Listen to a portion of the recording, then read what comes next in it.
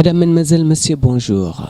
Nous allons parler aujourd'hui de la situation politique, économique et sociale du pays avec l'honorable député Thierno Bocoum. Monsieur Bocoum, bonjour. Oui, bonjour Mayacine. Je suis à la fois heureux et honoré de vous recevoir dans halimasn.com pour parler de cette situation politique, économique et sociale du pays. Le président Idrissa Seck a fait le tour du pays, une partie du pays, avant le Ramadan, pour s'enquérir de la situation politique et économique du pays, et sociale surtout. Qu'en est-il aujourd'hui ? Quel bilan avez-vous tiré et quand sera-t-il pour les jours à venir ? Merci beaucoup Mayacine. Permets-moi d'abord de saluer ceux qui nous suivent à travers halima.com et vous encourager également, vous féliciter par rapport au travail gigantesque que vous menez. Je pense que effectivement, vous l'avez dit, le président Idrissa Seck a fait une tournée dans certaines régions du pays. Avec le Ramadan, cette tournée a été suspendue et bien entendu, il y aura une reprise des tournées. Mais ce qu'il faut déjà dire très clairement, c'est toute notre satisfaction d'avoir accompagné le président Idrissa Seck durant ces tournées et d'avoir constaté justement l'état des lieux dans le pays, dans ses profondeurs. Nous avons effectivement constaté que compte tenu de nos alertes et compte tenu de nos appréciations de la situation économique et de l'orientation qui a été prise par le président de la République et son gouvernement, qu'il n'y a pas eu effectivement d'effet escompté au niveau de ces territoires visités et qu'aujourd'hui on a constaté que beaucoup de Sénégalais sont ignorés par le gouvernement en place et que les politiques publiques ne parviennent pas justement à toucher ces populations-là. Nous avions alerté depuis le début le président Idrissa Seck à travers une sortie médiatique le 25 mars 2013 avait clairement dit que la voie que le président de la République était en train d'utiliser n'était pas une bonne voie. Et on s'en est rendu compte sur le terrain. On s'est rendu compte qu'effectivement qu'il y a un désespoir. On s'est rendu compte que les besoins primaires des populations ne sont pas pris en compte. Véritablement, cela nous motive à visiter les autres localités. Cela nous motive davantage. Et également à se rendre compte de ces problèmes-là et à pouvoir en parler. Parce que vous le savez, lorsque nous avons fait notre tournée à Matam, Kédougou et Tambacounda, nous avions fait un communiqué pour tout simplement dire qu'il y a une urgence de venir en aide à ces populations-là. On a tous suivi que le ministre de l'Hydraulique et le ministre de l'Économie et des Finances ont suivi nos pas et se sont rendus compte eux-mêmes qu'il y a des localités dans ce pays où on boit de l'eau du marigot. Et on sait véritablement, c'est une situation extrêmement difficile pour ces populations-là. Donc aujourd'hui, nous nous félicitons de cette tournée qui s'est très bien passée. Ça a été également une occasion pour Idrissa Seck de rencontrer ses responsables et militants qui, pendant des années, l'ont soutenu et qui n'ont pas eu la possibilité de le voir, de le rencontrer parce qu'il était dans une décennie extrêmement difficile de combat et de résistance. Justement, en parlant de cette décennie de combat et de résistance, est-ce que la tournée ne justifie pas une sorte d'erreur commise par Idrissa Seck qui a voulu revenir sur ses pas pour aller à la rencontre de la population parce que il s'est rendu compte peut-être après le passage de Macky Sall qui lui a valu après d'être élu président, ne s'était pas rendu compte de son erreur de ne pas aller vers la population rurale en se concentrant sur la population citadine pendant une décennie, et se démarquant ainsi des problèmes sociaux rencontrés dans la campagne. Non, il ne s'est pas agi d'une erreur. Il faut dire très clairement qu'il s'agit d'un contexte. C'est deux contextes différents. À un moment donné, Idrissa Seck était dans une résistance. Il a tenté plusieurs fois de faire une tournée nationale. Vous l'avez constaté, à un moment donné, il avait débuté une tournée et il a été arrêté net à Kaolack par les forces de sécurité. Donc à un moment donné, c'était un combat extrêmement difficile qu'il a mené et il s'est véritablement défendu. Aujourd'hui, nous sommes dans un autre contexte. Nous sommes dans un contexte de déploiement. Nous sommes dans un contexte qui peut nous permettre d'aller vers les populations et cela n'a pas tardé. Vous avez vu que Idrissa Seck a déjà commencé les activités. Donc ce n'était pas une erreur. À un moment donné, effectivement, il fallait justement être sur des principes. On l'a vu avec l'exemple de la place de l'Indépendance. Et il faut dire que le 2 février 2012, il y avait une signature des leaders de l'opposition sur justement une lettre où il fallait tout simplement respecter des engagements, dire tout simplement qu'on va ensemble mener le combat contre la candidature de Wade. Nous avons respecté notre signature jusqu'au bout. Et c'est ça le plus important. Nous sommes dans les principes, nous sommes dans les convictions, nous sommes pour le respect des valeurs. On ne peut pas aujourd'hui signer avec d'autres leaders et véritablement profiter d'une occasion pour faire autre chose. Donc, ce qu'il faut dire très clairement, c'est qu'à un moment donné, c'est un contexte qui nous avait exigé cette posture. Aujourd'hui, un autre contexte est devant nous et nous avons commencé à aller justement vers ces populations-là. Il faut dire qu'Idrissa Seck, en tant que directeur de campagne de Wade, en tant qu'homme politique qui est là pendant plusieurs années, a effectivement fait ces tournées-là plusieurs fois. Idrissa Seck s'est rendu dans ces localités plusieurs fois. Mais bien entendu, cette tournée a le mérite d'actualiser nos connaissances sur ces localités-là et de voir un peu, de faire un peu le bilan de ce qui s'est passé entre-temps, parce qu'il y a eu une alternance, il y a eu énormément de promesses et ça a été une occasion d'observer la réalité.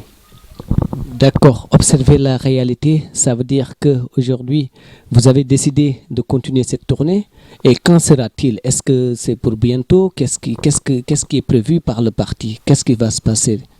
Très bientôt. Ce que je dis très clairement, que nous n'avons pas l'habitude de communiquer sur nos stratégies politiques. Le plus souvent d'ailleurs, c'est qu'une fois qu'on se rend dans une localité, que les Sénégalais sont au courant que nous sommes dans cette localité-là. Ce qu'il faut dire très clairement est que le président Idrissa Seck fera le tour du Sénégal et se rendra, Inch'Allah, dans les pays étrangers où les Sénégalais votent. C'est clair que nous sommes dans une dynamique très claire d'aller à la rencontre des populations, de pouvoir recueillir leur avis sur pas mal de questions, de pouvoir observer par nous-mêmes la situation dans laquelle elles vivent et bien évidemment le cas échéant de pouvoir proposer un programme alternatif. Mais il faut le dire très clairement, nous prenons notre temps et nous sommes très concentrés sur ce que nous sommes en train de faire. Vous vous préparez pour 2017 ou pour 2019? Non, vous savez, les élections, nous considérons que les élections se feront en 2017, c'est très clair. Je pense que le président de la République a fait la promesse devant le peuple sénégalais, d'abord en tant que candidat, mais aussi en tant que président de la République. Dans sa déclaration solennelle du 31 décembre 2012, le président de la République a clairement dit qu'il allait réduire son mandat à 5 ans. Il s'est également rendu aux Nations Unies, à l'Union européenne et en France, un peu partout, pour réaffirmer sa promesse de réduire son mandat à 5 ans. Donc aujourd'hui, il n'y a pas d'obstacle pour ça, ni d'obstacle juridique, ni social.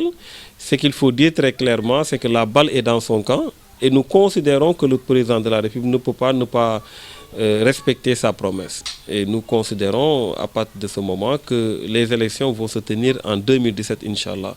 Ça, c'est clair. D'accord, les élections se passeront en 2017. Est-ce à dire aujourd'hui que vous fustigez la position de certaines personnalités à lui demander de respecter les 7 ans? Non, vous savez, chaque personne a le droit de donner son point de vue. Ce n'est pas le plus important. Ce qui nous importe aujourd'hui, c'est le président de la République qui est le siège de nos suffrages, qui aujourd'hui doit sauvegarder son image, qui doit sauvegarder l'image du Sénégal et qui doit respecter ses promesses. Donc nous nous adressons au président de la République qui a pris par devers lui justement cette promesse de réduire son mandat, qu'il a déclaré solennellement, comme je l'ai dit tout à l'heure. Donc que d'autres puissent dire, oui, il doit se dédire, etc., ça n'engage que. Je pense que ce qui est important à noter, c'est que nous, à Rewmi, en tout cas, nous ferons tout pour que cet engagement soit respecté. Et nous pensons que le président de la République n'a pas un autre choix, parce qu'il s'agit d'une promesse ferme, d'une promesse qui a été faite avant l'élection. Ça veut dire que les Sénégalais ont voté en connaissance de cause, tout en sachant que le président a promis de réduire son mandat à 5 ans. Donc, même d'aller à un référendum, je pense que le peuple sénégalais s'est déjà prononcé sur ça en élisant le président Macky Sall après sa promesse. Maintenant, qu'on observe les voies et moyens d'arriver au respect de cette promesse, c'est là où on attend le président de la République. Et les voies légales sont nombreuses.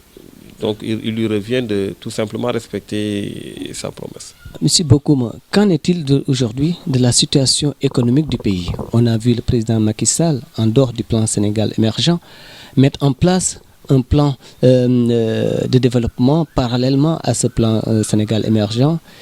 Et est-ce une manière pour vous de doper l'économie ou pour vous c'est un tâtonnement qui ne dit pas son nom? Oui, vous savez, quand on fait la genèse des programmes économiques au Sénégal depuis l'avènement du président Macky Sall, on en est presque au minimum à 3 programmes. C'était d'abord le Yoonu Yokkute, dont on a véritablement parlé des mérites un peu partout. Vous avez tous vu des affiches pour nous dire que c'est la voie qui va nous sortir de la situation compliquée dans laquelle nous nous trouvons. Ensuite, il y a eu la stratégie nationale de développement économique et social. Aujourd'hui, il y a le plan Sénégal émergent. Demain, peut-être qu'il y aura autre chose. Vous savez, quand on met l'accent sur un plan en disant que oui, nous avons un bon programme, etc., on ne peut pas revenir sur ça. Je veux dire très clairement qu'un bon programme ne peut être déclaré comme tel que lorsque, à l'épreuve de la réalité du terrain, qu'on puisse véritablement jauger de son efficacité. On ne peut pas aujourd'hui, sur la base de chiffres et de stratégies contenues dans un document, pouvoir dire que c'est un bon plan, alors que, contrairement à ce que le président de la République et son gouvernement sont en train de faire, cela risque véritablement de ne pas répondre aux exigences du plan Sénégal émergent. Oui, c'est un plan qui a été élaboré. On peut même dire que c'est un bon plan compte tenu du fait que ça prend en compte énormément d'aspects. Mais sur le terrain, qu'est-ce qui se passe? Et c'est ça qui nous intéresse. Sur le terrain, ce qui se passe, c'est que aujourd'hui, on accroche notre économie sur la croissance économique. D'abord, il faut dire qu'à chaque fois qu'ils font des pronostics sur la croissance pour chaque année, il y a véritablement des chiffres qui ne correspondent pas à leurs pronostics. Ensuite, la croissance du PIB, on ne peut pas parler de la croissance du PIB sans parler de la croissance de la population. Et lorsque la croissance de la population augmente, quand il y a une augmentation de la population, il faudra un peu faire le link pour pouvoir connaître les avancées. Mais il n'en parle pas. Ensuite, le Sénégal est un pays déficitaire. On a un déficit budgétaire, ça veut dire que, concrètement, que nos recettes ne permettent pas de pouvoir couvrir totalement les dépenses préconisées. Ça également, c'est un problème. C'est pourquoi quand on entend le président de la République tout le temps parler que nous allons investir en fonds propres, etc., c'est énormément de choses à revoir. Ce qu'il faut dire très clairement, concernant le plan d'urgence pour le développement communautaire dont ils ont parlé récemment, que le président a lancé, ça nous a véritablement, ça attire notre attention sur justement cette cacophonie ou ce manque justement de cohérence entre les différentes politiques. Parce que comment on peut, à travers disons, Conseil des ministres décentralisé, dire qu'on a évalué l'ensemble des besoins d'une localité à tant de milliards et vouloir revenir sur des plans d'urgence et les évaluer en tant de milliards. Est-ce qu'en évaluant les besoins lors des Conseils des ministres décentralisés, on avait évalué tous les besoins ou pas? Parce que si on avait évalué tous les besoins, on aurait compris qu'il y a dans ces besoins-là des urgences. D'ailleurs, quand nous avons fait les tournées, nous avons fait un communiqué pour dire qu'il y a une situation d'urgence, il faut que le président réagisse. Dès l'instant qu'on identifie les urgences et qu'on débloque le montant, qu'on parvient à débloquer le montant, ce qui n'est pas le cas, c'est pourquoi je dis que c'est plus de la com, qu'on parvient à débloquer le montant promis, mais il suffit juste de détecter ces secteurs d'urgence et de commencer par ça. On n'a pas besoin de faire à côté un plan d'urgence qui doit véritablement conduire à avoir des fonds différents des fonds qui ont été promis dans le cadre des conseils des ministres décentralisés. Il y a un défaut de cohérence. L'autre aspect, c'est qu'aujourd'hui, il y a un problème lié à l'investissement public. Vous savez, c'est très bon de faire des infrastructures, etc. D'ailleurs, il y a un problème au niveau de la hiérarchisation des priorités, parce que quand on part dans des localités où il n'y a même pas d'eau, il n'y a même pas d'électricité, il n'y a pas de voie d'accès et tout, et qu'on se permette d'utiliser des dizaines et des dizaines de milliards pour construire un centre à Diamniadio, il y a un problème de hiérarchisation des priorités. Mais concernant l'investissement public, l'investissement public n'a de portée pour les positifs pour les populations que lorsque on investit dans des secteurs porteurs. Or, un rapport de la Banque mondiale a clairement dit que 40% des investissements publics au Sénégal ne nous permettent pas d'avoir un capital. C'est-à-dire que ce sont des investissements de prestige. On investit pour dire oui, on a fait ceci, on a fait cela, et c'est à travers des emprunts qu'on investit. Et quand il faut maintenant payer, il y a le poids de la dette qui est là, parce qu'on n'a pas assez de recettes pour pouvoir payer. Vous savez, ce sont des choses simples, qui ne sont pas compliquées, parce que tout simplement, nous sommes dans un pays où on doit travailler à davantage avoir des recettes. Élargir l'assiette fiscale, il ne s'agit pas de mettre dans chaque entreprise, par exemple, aujourd'hui, l'impôt sur les sociétés, c'est 30%. Alors que dans la sous-région, partout, c'est 25%. Il ne s'agit pas de cibler des entreprises, de tout faire pour leur prendre de l'argent, en leur empêchant de se déployer, de recruter davantage. Il s'agit d'avoir une politique qui puisse permettre d'élargir l'assiette, de prendre du peu, un peu partout, ce qui fera un nombre suffisant. Il y a ce défaut de politique d'élargissement de l'assiette, donc on n'a pas assez de recettes. Il y a également ce défaut d'investissement dans des secteurs porteurs qui puissent nous permettre plus tard de pouvoir récolter, de pouvoir supporter la dette et de pouvoir créer un environnement économique propice justement au développement. Ce n'est pas malheureusement pas le cas. Il n'y a pas le soutien du secteur privé national. On prend l'exemple du port aujourd'hui de Dakar où on préfère faire partir énormément de sociétés qui recrutent à peu près 3000 personnes pour faire venir une société étrangère qui ne recrute presque personne et qui véritablement va défendre les intérêts d'ailleurs. Je pense fondamentalement qu'il y a une nécessité de s'asseoir, d'évaluer la politique du président Macky Sall secteur par secteur, d'oublier un peu cette stratégie de communication tout azimut, de vouloir partout dire que nous travaillons. D'ailleurs, on entend toujours le Premier ministre dire nous travaillons. Non, je pense qu'il revient aux populations de dire au gouvernement, vous êtes en train de travailler et ça se voit sur le terrain. Le chômage aujourd'hui est à un rythme galopant. Je l'ai dit pour les entreprises privées qui ferment. Il n'y a pas une bonne situation économique qui puisse permettre un investissement dans ce pays. Malheureusement, beaucoup d'investisseurs préfèrent aller ailleurs. Donc il y a cette nécessité de revoir, de recadrer notre économie. Il y a cette nécessité de faire en sorte qu'il y ait une cohérence entre le plan Sénégal émergent et les actes que pose le gouvernement tous les jours, dans tous les secteurs. On ne peut pas s'appuyer sur un financement du privé à plus de 40% et ne pas encourager le privé et ne pas soutenir le privé. On ne peut pas compter sur les partenariats publics-privés, les PPP, et ne pas avoir un secteur privé fort qui puisse véritablement débloquer des fonds et pouvoir, avec l'appui de l'État, pouvoir mettre en œuvre des projets. On ne peut pas aujourd'hui compter sur l'investissement privé, l'investissement public du moins, sans pour autant cibler des secteurs clés, tout simplement préférer aller vers des réalisations de prestige pour montrer qu'on est en train de travailler. Donc bref, il y a cette nécessité pour le gouvernement, enfin, de s'asseoir, de faire une évaluation de ce qui a été fait jusque-là. Ça parle de partout, ça tire de partout, on communique tout azimut, il y a des plans à n'en plus finir, plans d'urgence, plans ceci, plans cela. En réalité, ça ne fait pas bouger les choses. Et quand les choses ne bougent pas, les populations les ressentent. C'est-à-dire qu'aujourd'hui, on ne peut pas dire aux populations, nous travaillons, nous faisons des résultats, alors que dans les familles, il n'y a pas de relève.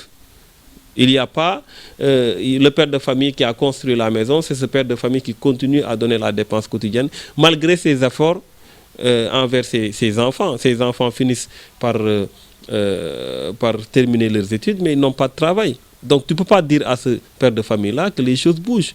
Tu ne peux pas dire ça à ceux qui sont dans le secteur privé, qui n'ont pas de marché, qui voient que les choses ne bougent pas. Donc il y a véritablement un immobilisme qui dit pas son nom. L'immobilisme, est-ce que aussi c'est pas trop tôt de parler des résultats du plan Sénégal émergent qui est prévu sur une trentaine d'années? Bon, il y a même pas, pour parler des résultats du plan Sénégal émergent, il faut que le plan Sénégal émergent commence à se déployer. Ce n'est pas encore le cas. Malheureusement, c'est ça qui est dommage. On nous parle toujours du plan Sénégal émergent, mais il n'y a pas encore sur le terrain des réalisations liées au plan Sénégal émergent. Ce qu'on a l'habitude de voir, c'est par souci de cohérence, quand il y a une réalisation qui n'a rien à voir avec le plan Sénégal émergent, on nous parle toujours de plan Sénégal émergent, plan Sénégal émergent. La réalité, bien entendu, tout doit se faire dans le temps. Il y a le moyen, le court et le long terme. Ça, c'est clair. Mais il faut à la base, quand même, qu'on puisse s'appuyer sur des jalons. Il faut que clairement, qu'on puisse avoir une politique cohérente dans le secteur privé. Que clairement qu'on puisse nous dire, voilà comment nous comptons investir en utilisant les deniers publics sur tel ou tel secteur. Qu'on puisse clairement, par rapport à aux perspectives, nous dire que voilà sur quoi nous devons nous appuyer. Il ne s'agit pas de dire, voilà le plan Sénégal émergent, mais sur le terrain que nous constatons que ce qu'ils font n'a rien à voir avec, en tout cas, les performances prévues par le plan Sénégal émergent, parce que s'ils continuent dans ce chemin-là, on n'aura pas ces performances-là.